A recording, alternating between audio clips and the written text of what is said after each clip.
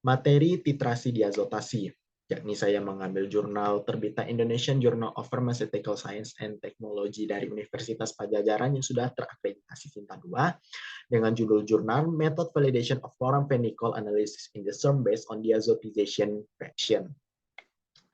Yang dari jurnal tersebut dapat di-highlight dua kalimat pada bagian pendahuluan atau introduction, yakni adalah chloramphenicol atau CAP adalah senyawa antimikroba bakteriostatik yang berasal dari bakteri Streptomyces venezuelae, yang dimana kita ketahui sendiri bahwa antimikroba bakteriostatik atau biasa kita kenal sebagai antibiotik sendiri itu adalah suatu jenis golongan obat yang dimana terbuat dari agen-agen mikroba yang disintesis, yang dimana dari hasil sintesis tersebut diharapkan dapat menghambat pertumbuhan atau membasmi mikroba jenis lain yang dianggap berbahaya bagi tubuh kita. Yang bagian kedua yaitu adalah residu ini dapat menyebabkan risiko untuk konsumsi manusia. Yang sudah kita ketahui secara umum atau bahkan masyarakat luas sudah mengetahui bahwa konsumsi obat-obatan kimia memang dapat menyebabkan resiko atau efek samping, yang dimana itu merupakan suatu bagian dari proses interaksi obat terhadap tubuh kita. Selain interaksi terhadap tubuh kita yang bersifat menyembuhkan, tentu saja memiliki hasil produk samping berupa residu-residu yang tidak diinginkan yang dapat menyebabkan kerusakan pada tubuh kita jika suatu obat dikonsumsi secara berkepanjangan atau secara berlebihan.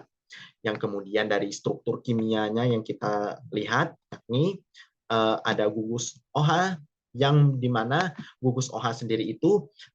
dapat memengaruhi absorpsi obat melalui ikatan hidrogen itu sendiri dengan molekul air yang terdapat di dalam saluran pencernaan atau dengan protein di dalam darah, yang dimana secara tidak langsung dapat mempercepat proses absorpsi dan disolusi obat. Mengenai efektivitas dari chloramphenicol terhadap sebagai antibiotik pada jurnal yang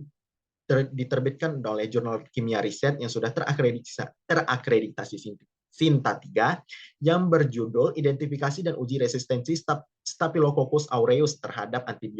antibiotik, yakni untuk subjek penelitiannya itu menggunakan chloramphenicol dan cefotaxime sodium dari plus infeksi pyogenik di Puskesmas Propo, yang dimana dari penelitian tersebut dapat di-highlight bahwa menyebutkan bahwa sensitivitas penggunaan antibiotik chloramphenicol mencapai 80,3% atau tertinggi kedua setelah linezolid dan gentamisin dengan persentase 86,7%.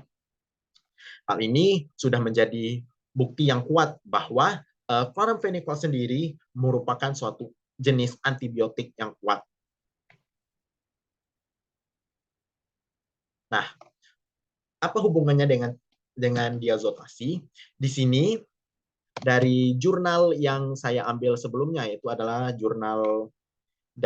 yang pertama, dari jurnal yang sama pada bagian abstrak, didapatkan bahwa reaksi diazotasi dilakukan dengan mereaksikan NaNO2 bismut 3 nitrat pentahidrat sebagai katalis dan beta-naftol sebagai agen pengkopling untuk membentuk senyawa azo yang berwarna merah ungu, dan absorbansi diukur dengan spektrofotometri UV pada panjang gelombang 554 nanometer, yang dimana pada bagian abstrak ini menuliskan proses dari reaksi diazotasi secara singkat, yang dimana kita bertanya-tanya bahwa apa hubungan dari spektrofotometri UV vis dengan diazotasi. Tentu saja memiliki hubungan, yakni hubungan antara keduanya itu adalah untuk memantau pembentukan dari senyawa diazonium yang nantinya dari hasil senyawa diazonium tersebut akan dilakukan hasil penentuan secara spektroskopi, yang dimana dari hasil spektroskopi tersebut dapat diukur konsentrasi dari chloramphenicol yang dijadikan substansi pengujian.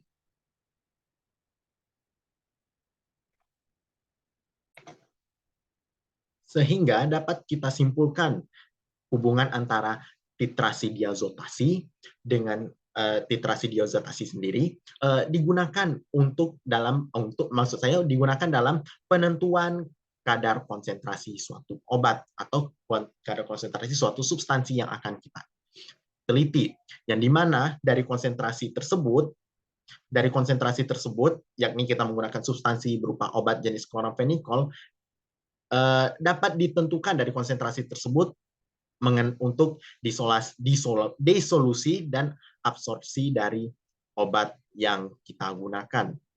di mana absorpsi dan disolusi sendiri akan berpengaruh pada efek farmakologis yang diberikan kepada tubuh kita.